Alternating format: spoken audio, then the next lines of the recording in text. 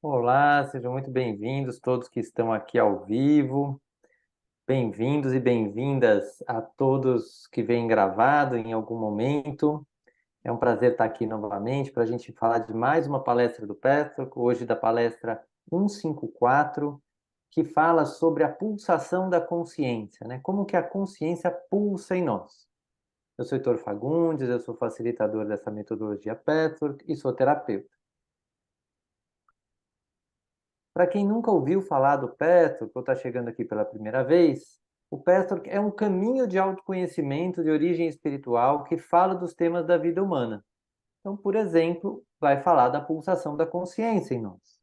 E como que o Petro vai falar? Através de palestras que foram canalizadas entre março de 57 e janeiro de 79 por uma médium e que transmitia a fala, né, de uma entidade que a gente denomina o guia. Hoje em dia, a Eva já desencarnou e o guia também deixou as palestras e os textos que estão aí disponíveis dentro da metodologia do Petro. Então, todo esse conteúdo é organizado pela Petro Foundation nos Estados Unidos e o Petro Brasil no Brasil. E esse caminho, como um todo, ele usa 5 ferramentas. Ele usa a prece, a meditação, a leitura das palestras, que cada um pode ler por si mesmo, assim, envolve o estudo das palestras, que pode ser feito tanto individual quanto em grupo, e um exercício chamado revisão diária. Quem quiser mais informações pode entrar aí no contato, né, pelo site vhterapias.com.br, que lá tem uma parcinha do Petro, que é só tirar qualquer dúvida. E aí, para a gente começar essa aula aberta, como já usando as ferramentas do Petro, a gente vai fazer uma prece, uma meditação, só para fazer essa chegada aqui no momento presente, no momento desta aula. Então, eu vou convidar você a fechar um pouco seus olhos, colocar os pés no chão, as pernas descruzadas e as palmas das mãos voltadas para cima, numa posição de poder receber do universo as melhores energias e reconhecendo que você chegou aqui ao momento presente,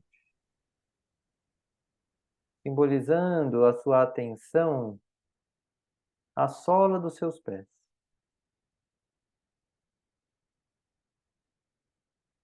Vá reconhecendo que você está com os pés no chão, aqui e agora.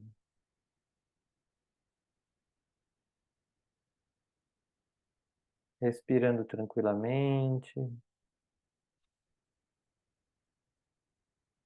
E você traz com você toda a sua história espiritual, todos os seus guias espirituais em quem você confia.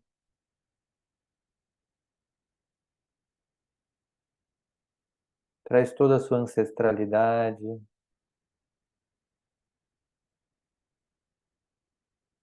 Traz seu anjo da guarda, seu mentor individual. Colocando as mãos sobre o seu ombro, te sustentando em mais esse passo da sua jornada evolutiva. Essa aula na qual você chegou hoje.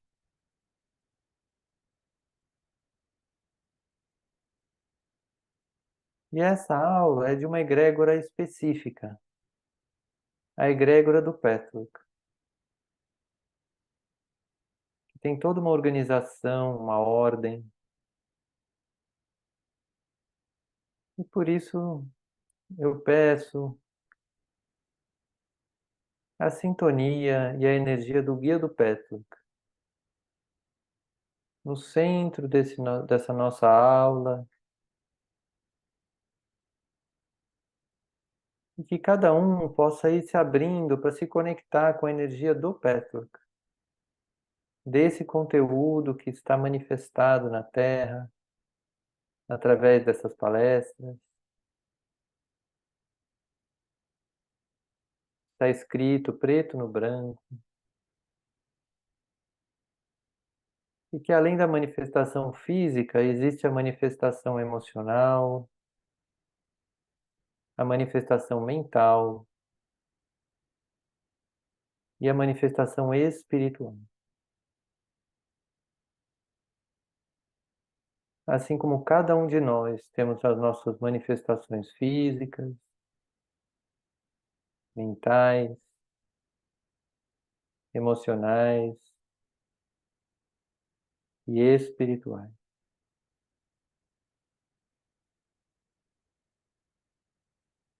E nesse estado, vamos pedindo pela nossa união, nossa conexão de todos nesse momento, não importando se você está vendo ao vivo ou gravado. Vá se abrindo para estarmos juntos em todos os níveis, nesta aula aberta. E eu ficarei em silêncio por um minuto para que você faça a sua prece. E leve a sua atenção aos efeitos no seu corpo físico, emocional, mental e espiritual, do que você percebe quando faz a prece nesse campo.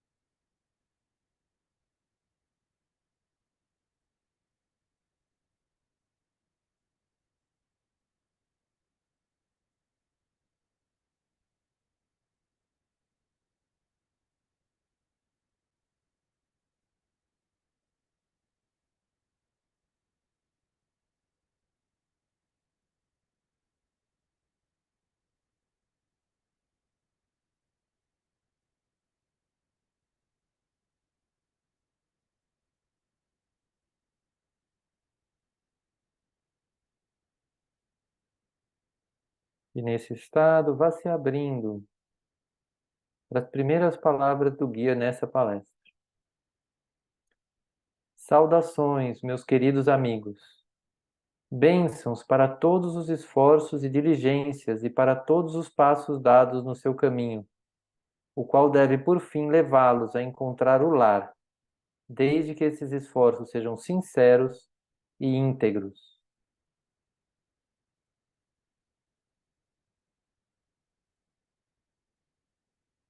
Vá percebendo como essas palavras te tocam, abrindo o campo para a aula aberta de hoje.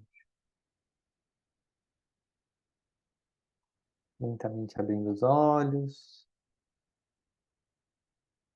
e vamos começar. Nosso lar interno. Alguém pode ler?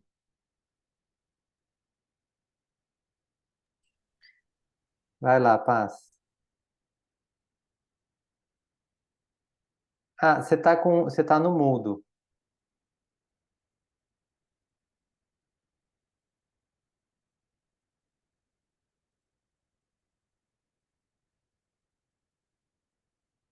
Eu vou ler esse e aí depois você faz um próximo, tá bom? Ah, abriu, Aí, abriu, pronto, abriu. abriu. Pode falar? Pode falar.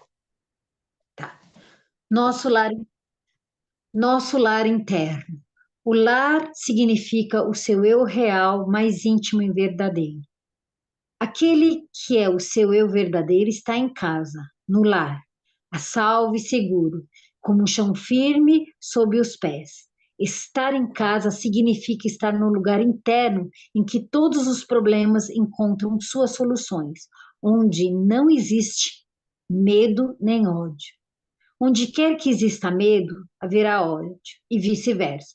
Eles são realmente uma ou a mesma coisa. Lá é o espaço.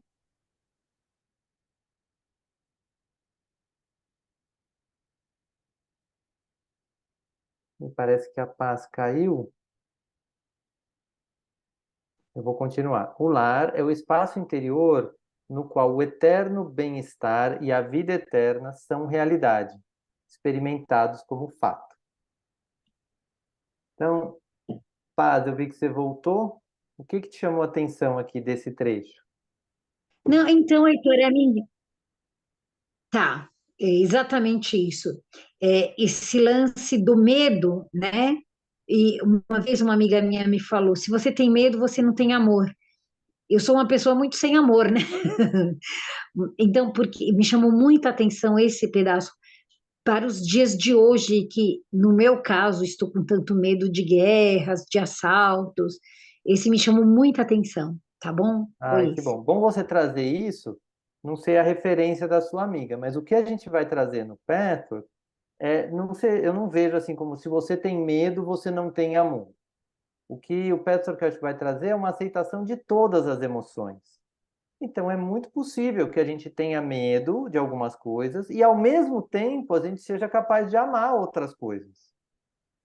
Então, as emoções, elas podem ser todas incluídas. A gente não é só uma coisa ou outra. O que ele está trazendo aqui é assim: aonde tem medo, também vai ter ódio. Então, não é que tem uma coisa ou outra, vai ter as duas coisas. E essa é uma chave muito importante para a gente saber onde a gente está com medo. Lá no fundo, vai ter algum tipo de ódio. Talvez seja ódio à decisão de uma outra pessoa, talvez seja ódio a nós mesmos por estar com medo ou por não estar confiando em Deus. Então, essa é uma chave que ele está trazendo aqui para a gente olhar. Se eu estou com ódio de alguém ou de alguma coisa, provavelmente eu estou com medo. E se eu estou com medo de algo ou de alguém, provavelmente eu também estou com ódio. Então, isso é uma grande chave. E além disso, nesse slide, ele faz uma lembrança que nós temos dentro de nós um lar interno. Então, quando a gente medita, quando a gente silencia, quando a gente se volta para dentro, a gente faz um caminho que permite a gente chegar e entrar em contato com esse lar. E nesse lar, a gente consegue ver soluções para problemas que às vezes a gente não via na agitação do dia a dia, naquela cabeça agitada que às vezes a gente está. A gente acaba tomando decisões achando que vai resolver de um jeito que não é o jeito do nosso lar interno. Então, ele está lembrando de que a gente tem esse lar e que a gente pode buscar esse lar cada vez mais. Tudo bem? Vanessa, você pode ler esse slide? A vida pulsa. É de conhecimento geral que todos os organismos vivos pulsam, respiram e se movem. Tudo que vive deve pulsar da mesma forma que deve respirar e mover-se.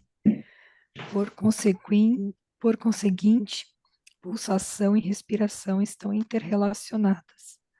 O movimento da vida está contido em ambas. O movimento é involuntário e ocorre em intervalos rítmicos, contanto que o organismo seja saudável, harmônico e não sofra perturbações. Pense, por exemplo, no batimento cardíaco de uma pessoa saudável. Ele é muito regular e rítmico. Um coração que esteja doente ou perturbado e temeroso automaticamente perde essa qualidade rítmica. Tudo que é saudável move-se e pulsa ritmicamente. Quando a consciência é harmônica e está em concordância com as leis universais, o ritmo ocorre regularmente. Obrigado, Van. Tem alguma coisa disso que te toca ou que você fica com dúvida?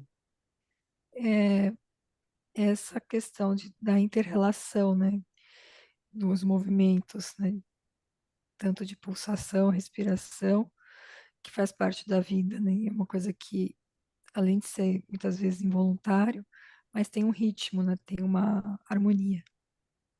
Isso, ele traz isso até como um lembrete, né?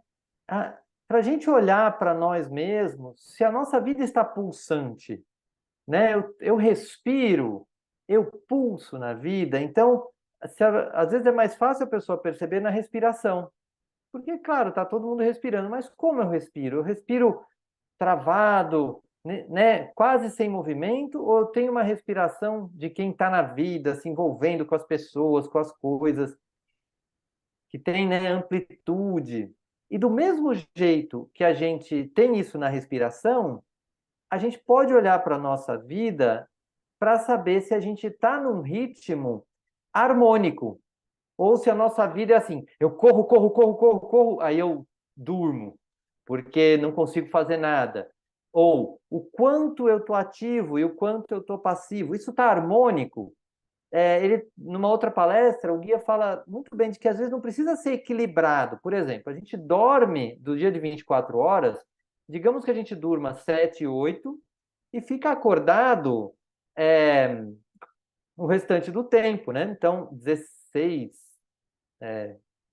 horas mais ou menos.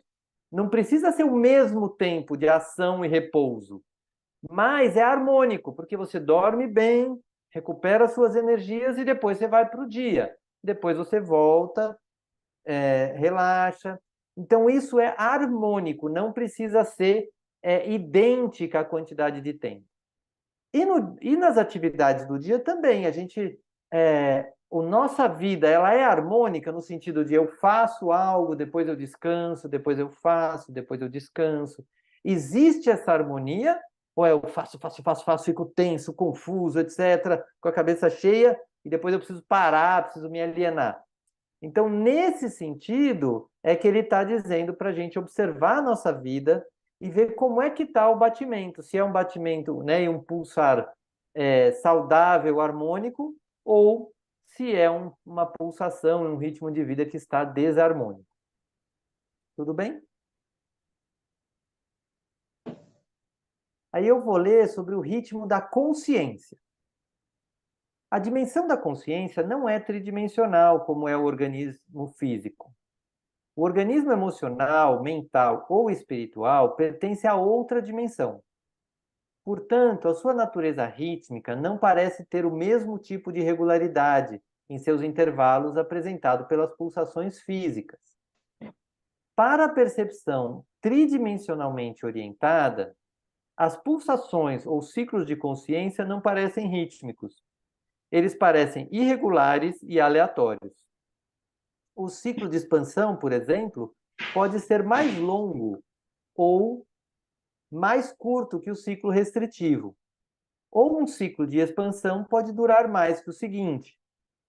Contudo, de acordo com essa outra dimensão, tal movimento pode ser legítimo, regular e harmônico. Ele é significativo dentro da sua própria lei interna e só pode ser compreendido em termos da consciência individual.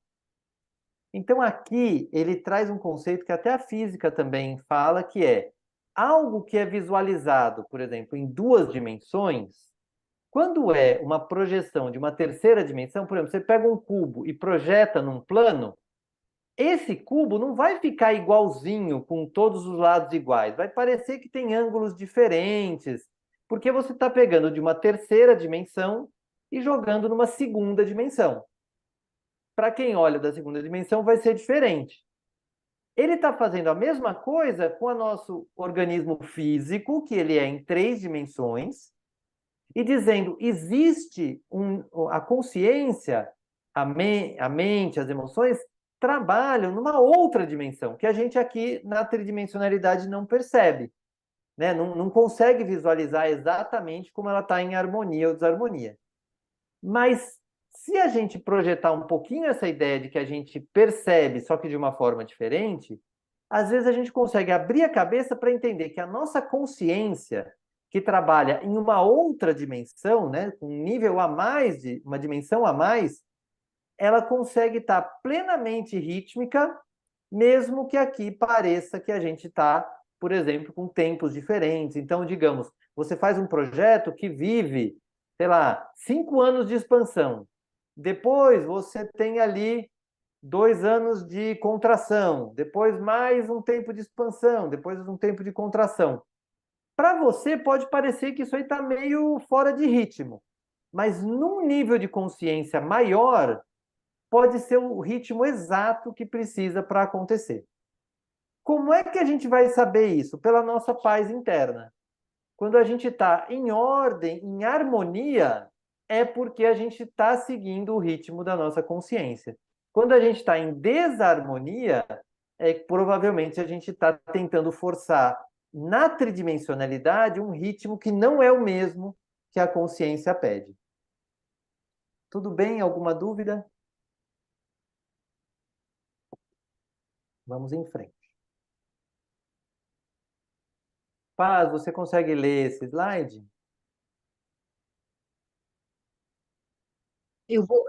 Daí vou tentar, tá? Pode colocar. Já Pode está pôr, aí. Heitor.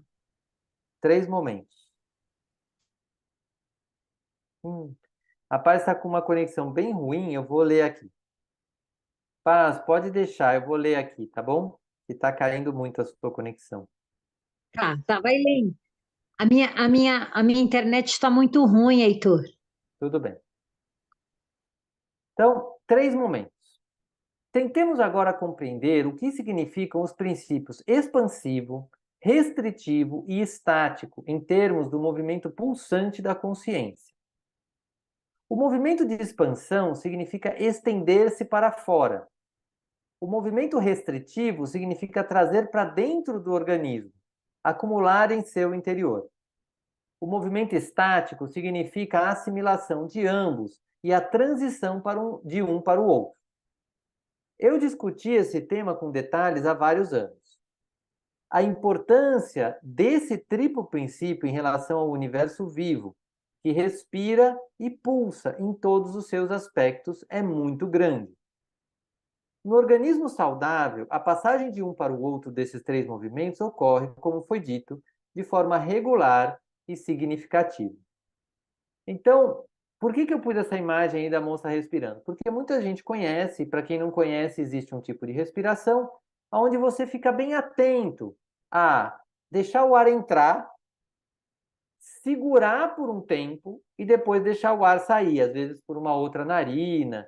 Mas isso não é o que mais importa, a técnica. O que importa é tomar consciência, e a gente faz isso nos exercícios de respiração, de tomar consciência desse ar entrando, essa pausa, esse ar saindo e uma nova pausa. Então, o que o guia está falando aqui, coisa que ele já falou em várias palestras, como ele diz aqui, é que tudo que a gente vai criar na vida, para criar de forma harmônica, tem esses 3 movimentos. A gente expande para fora, aí existe uma pausa e a gente contrai, a gente retrai, se volta para dentro. Acumula no nosso interior o aprendizado daquele movimento para fora. Para daí voltar, faz uma pausa e faz uma nova expansão. Aí nessa nova expansão a gente se movimenta, a gente coloca as coisas no mundo. Aí a gente faz uma pausa e volta. Eu gosto muito de uma imagem que talvez as pessoas conheçam, que é de uma gota, que ela entra na água, ela sobe e depois ela desce. Se você pensar, ou seja, a energia que ela usa para subir, né, como se fosse a expansão, na hora da pausa, ela tem que chegar numa velocidade zero para daí começar a descer. Então existe ali um momento em que ela para. Então, mesmo nesse movimento que parece direto, né? A gota pinga, sobe, desce. Entre o movimento de expansão e o momento de começar a contrair, existe um momento de velocidade zero, ou seja, uma pausa. E nesse momento também tem toda a energia potencial dessa subida tá ali disponível. Então, muitas pessoas hoje em dia estão ignorando a necessidade de pausas. E isso é muito importante, até para tomar consciência do que está se transformando em si mesmo, em si mesmo. Então, aqui ele está chamando a atenção de que para construir qualquer coisa, a gente precisa desses 3 movimentos: o movimento de expansão, o movimento de pausa e o momento de contração. E assim vai. Ele chama de 3 princípios: o expansivo, o restritivo e o estático. Ok? Van, você pode ler esse slide? As perturbações. No organismo perturbado, distorcido por concepções errôneas o movimento expansivo parece carregado de perigo. A presença de concepções errôneas conduz sempre, de forma inevitável, a uma resistência ao crescimento. O organismo, assim perturbado, está cheio de medo, e este faz com que a expansão pareça dolorosa e ameaçadora. O medo contrai em desprazer. Assim, o organismo, com este distúrbio, contrai-se de forma não prazerosa, quando deveria expandir-se com prazer. E quando chega o momento em que o movimento natural de contração deveria estabelecer-se em uma mudança rítmica, não pode fazê-lo, vez que o organismo já está tão travado, endurecido e tão exageradamente contraído que o movimento pulsante de vida torna-se impossível. Toda experiência externa ou aparentemente externa que chega ao homem é, como sabemos, produzida por ele mesmo, e ela é um reflexo do que já existe em seu interior. Obrigado, Van. Alguma coisa te chamou a atenção nesse trecho? A questão do medo como algo que pode tirar essa fluidez, né, entre a naturalidade, a fluidez da vida, como algo que vai deixando as coisas mais, atrapalhando essa expansão da nossa consciência e de tudo mais. Exatamente. E isso é uma chave dessa palestra para a gente que está trabalhando a pulsação da vida, que é brutal. Primeiro, porque todos nós vivemos situações de medo, principalmente na infância, na adolescência, lugares onde a gente sentia medo e não tinha muito ferramenta para lidar. Então a gente ficou com registros de medo. E muita gente, até hoje, tem o medo de se expandir. O que vão pensar de mim? Será que isso vai dar certo? Eu vou me frustrar, etc. Então, o que ele está dizendo? Que todos esses medos que a gente usa para bloquear a expansão ficam quase que nos travando. E aí, na hora que seria para fazer uma contração normal, porque a gente falou dos 3 ritmos, tem a expansão, a pausa e a contração. Como a expansão não aconteceu direito por causa do medo, a contração também não vai acontecer direito por causa do medo. Então, o medo vai deixar tudo meio travado, tudo, como que chama? Fluindo mal. E aí, com isso, quando a gente tem essa chave, a gente primeiro começa a avaliar quais são os medos que estão me impedindo de fluir, de me expandir. Então, eu tenho medo disso, eu tenho medo daquilo, e tudo bem. Não é que é tudo bem ter medo, mas tudo bem tê-los porque a gente tem mesmo, foi criado. Só que isso pode ser trazido para a consciência e a gente pode trabalhar isso. Então, no Pastor que a gente vai trazer. Quais são os medos? O que você está com medo? Esse medo é real? Esse medo não é real? E tudo isso vai ajudando a dissolver esse núcleo de medo, essa emoção do medo, para que você vá para a vida e faça uma expansão fluida. E aí também a contração vai ser fluida. Fala assim, poxa, foi lá, trabalhei, etc. Preciso descansar um pouco. Então, o que ele está trazendo aqui é que o medo é uma chave grande para a gente trabalhar a pulsação da consciência. Quanto melhor a gente trabalhar com medo, melhor a gente vai conseguir impedir que ele perturbe aí esses movimentos. E aí tem uma chave adicional, que é a gente começa a ver que quem está causando perturbação na nossa vida não é o outro. Não é porque fulano fez isso, fulana fez aquilo. É porque o meu movimento para a vida está cheio de medo. Então, eu assumo a responsabilidade de, opa, sou eu que estou com medo e estou colocando mais carga do que precisaria em determinadas situações. Faz sentido? Muito bom. Bem-vinda, Natália. Já vou ver se você nos ajuda já. Você pode ler esse slide? Você está no Posso mudo ainda. Aí, pronto. só tirar a tela aqui da frente. Isso. A autocriação. Quando a experiência negativa chega para aquele que não se conectou com aquela parte do seu eu mais profundo que a produziu, ela é rejeitada. ele se retira e foge dela. O organismo se retrai em um movimento de medo, afastando-se do que parece estranho e sem qualquer relação com ele. Mas, uma vez que na realidade a experiência externa indesejável é um aspecto de uma condição existente no interior, lutar contra ela significa lutar contra si mesmo.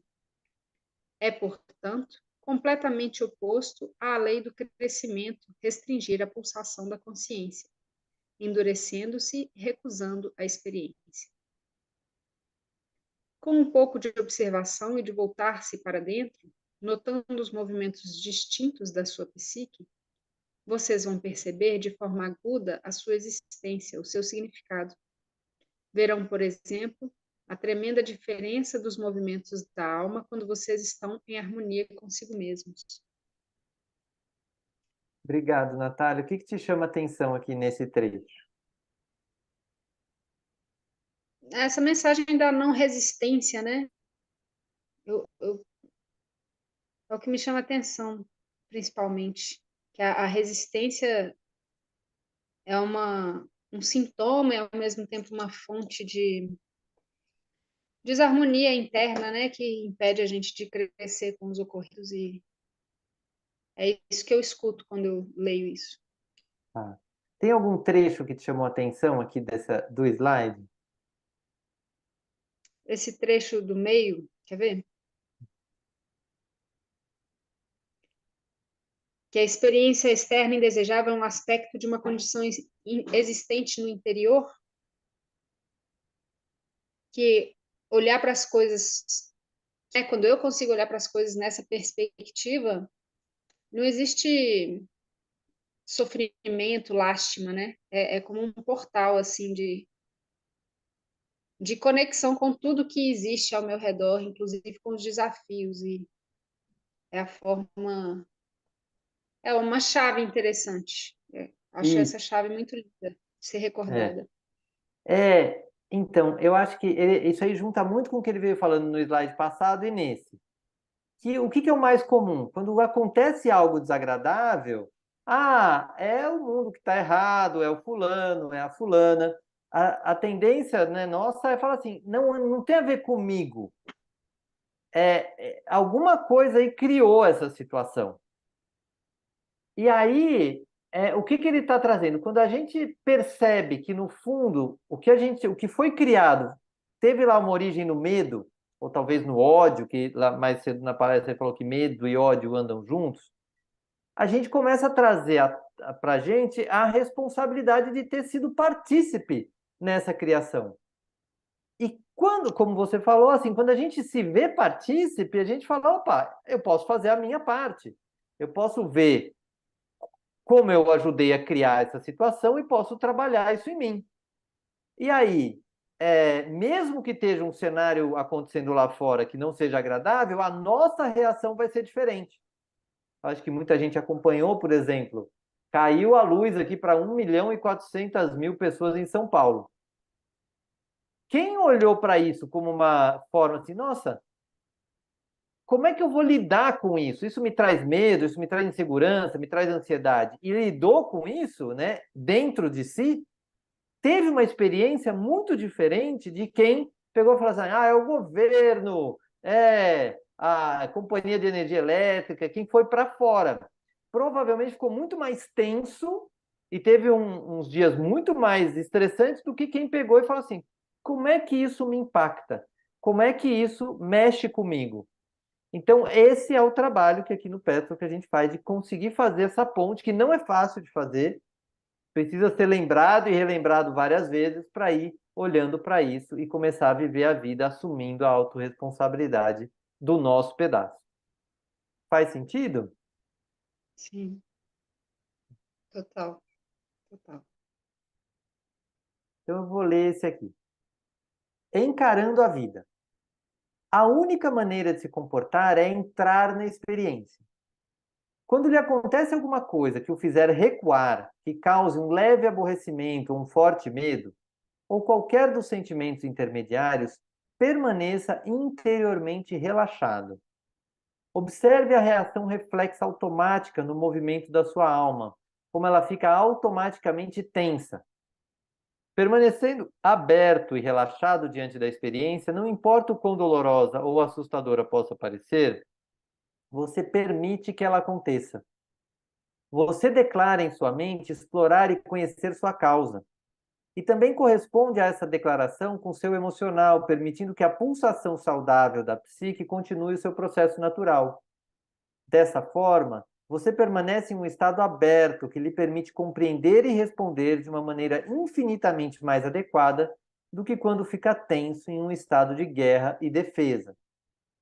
Então tem muito a ver com o exemplo que eu acabei de dar, mas é esse lugar da gente começar a entender aquelas coisas que nos tiram do sério, que nos abalam, ou num outro termo mais técnico, nos engatilham, e começar a viver essa experiência de forma emocional, de forma tranquila. Por exemplo, tem coisas que dão raiva para mim, para cada um tem o seu gatilho de raiva.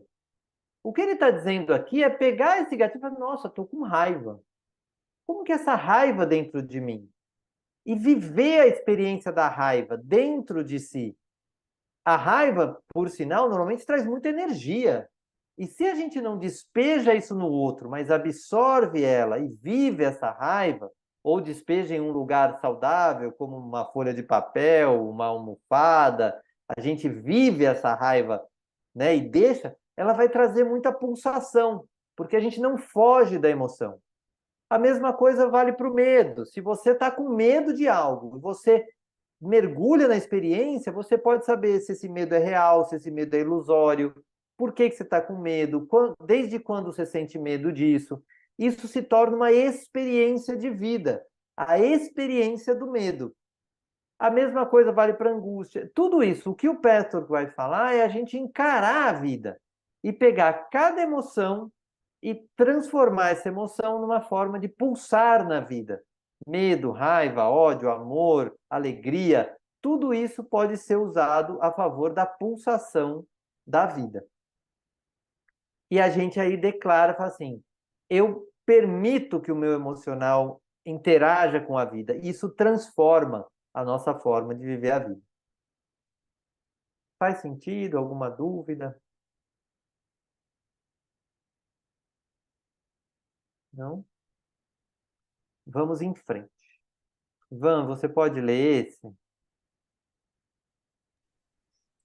Arriscando-se.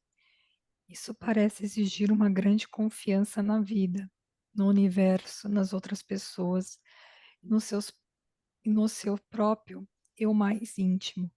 Essa questão poderia ser discutida longamente, mas o melhor caminho é arriscar-se e verificar na prática.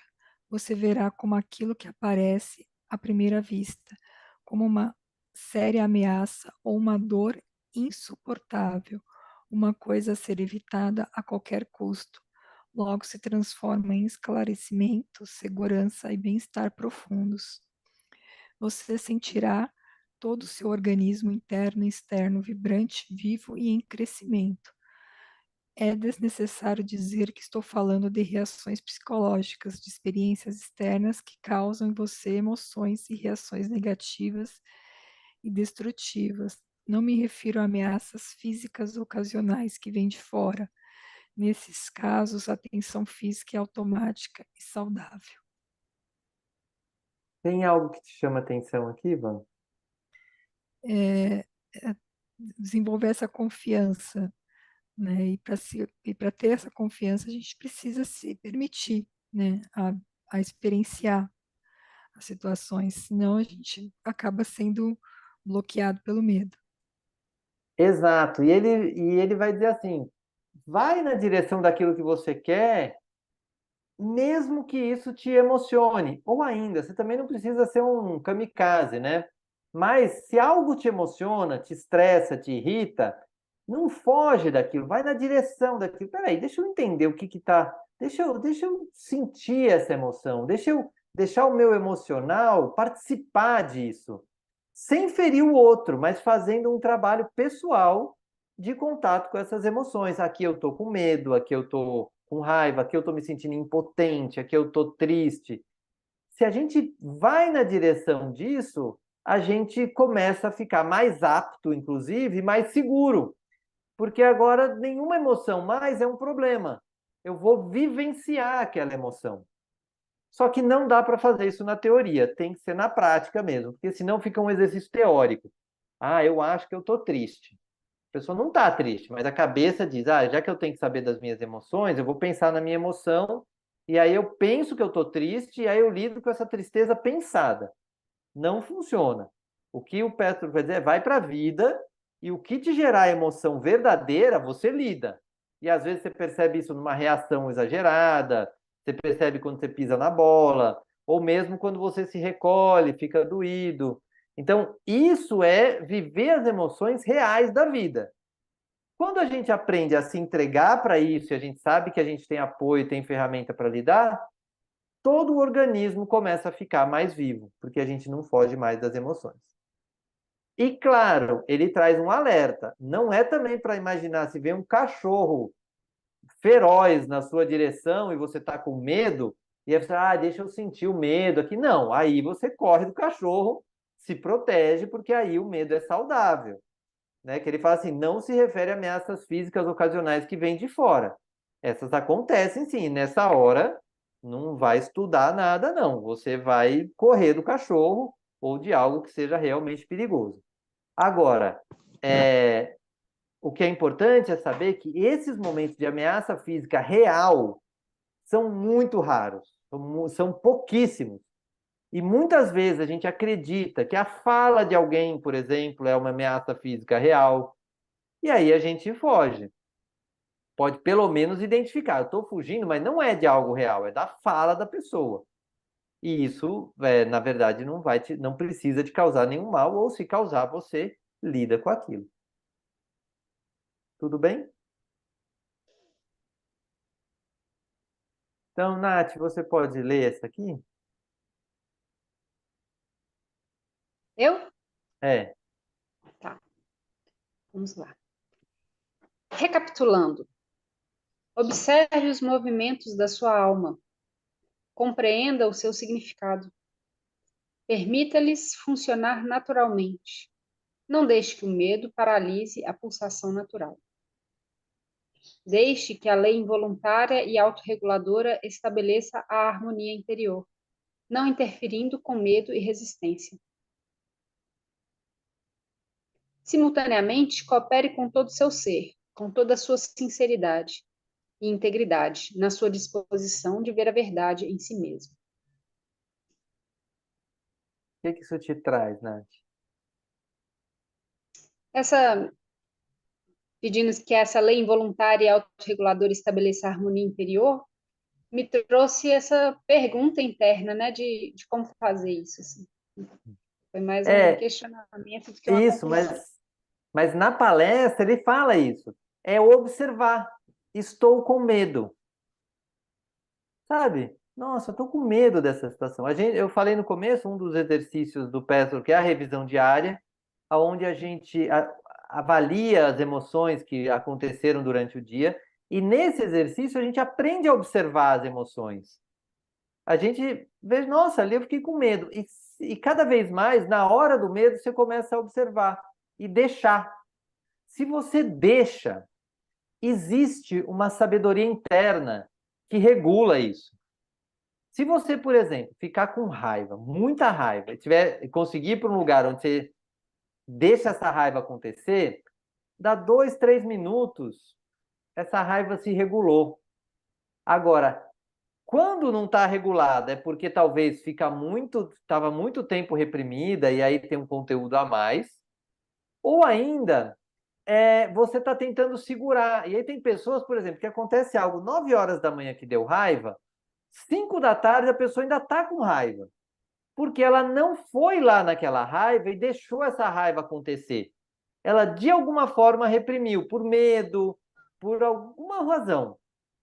E aí, quando não deixa isso tomar o seu espaço interior e isso acontecer de verdade, não restabelece a harmonia. Agora, se você deixa, dá 2, 3 minutos e a pessoa se regula.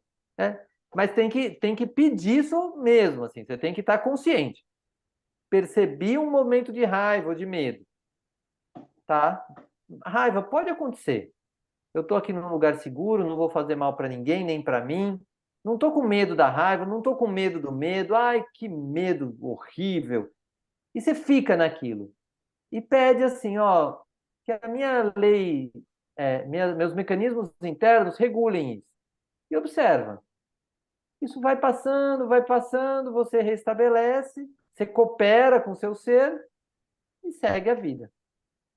Ficou mais claro? Ficou. Consegui enxergar melhor também. A Obrigada. chave é a observação sem julgamento. E depois Sim, pedir mesmo. Pedir que as nossas forças internas nos ajudem a regular e a ver a verdade, porque de repente, nesse medo ou nessa raiva, tem uma verdade sobre aquela situação que precisa ser ter uma ação.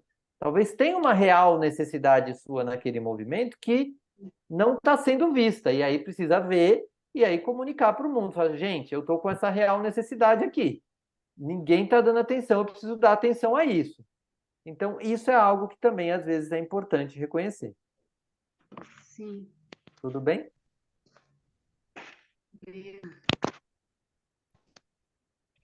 Muito bem. Então, para a gente finalizar essa aula, eu vou convidar todo mundo a fechar os olhos novamente, a voltar lá para aquela posição do começo, com os pés no chão, as pernas descruzadas, só para a gente ir recebendo o final as energias finais aqui da aula de hoje. Então, fecha um pouco os olhos. Vai se conectando com o seu ser e com a sua espiritualidade que te trouxe até aqui. Respira tranquilamente.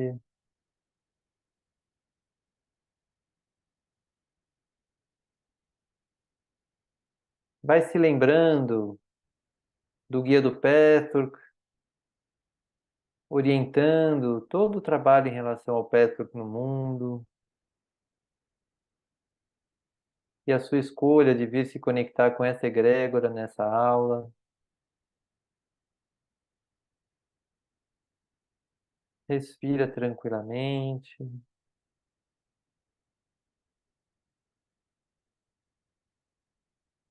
E vai se abrindo para as últimas palavras do guia nessa palestra. Abençoados sejam todos vocês.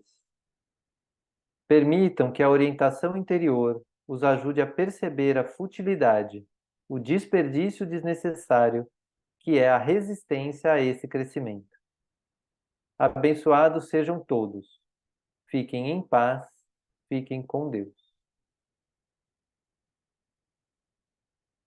E com isso, pode ir perguntando ao seu ser mais profundo: qual foi o principal aprendizado que você teve nesta aula?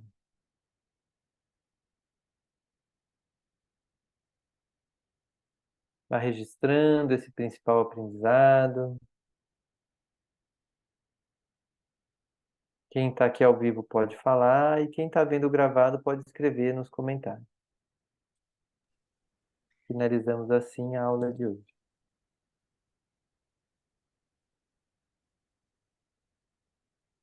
Muito bem. Alguém que está aqui ao vivo quer compartilhar o principal aprendizado? A questão do medo, não deixar ele ser um limitador no sentido da fluidez da vida, né? Tá joia, obrigado, Van.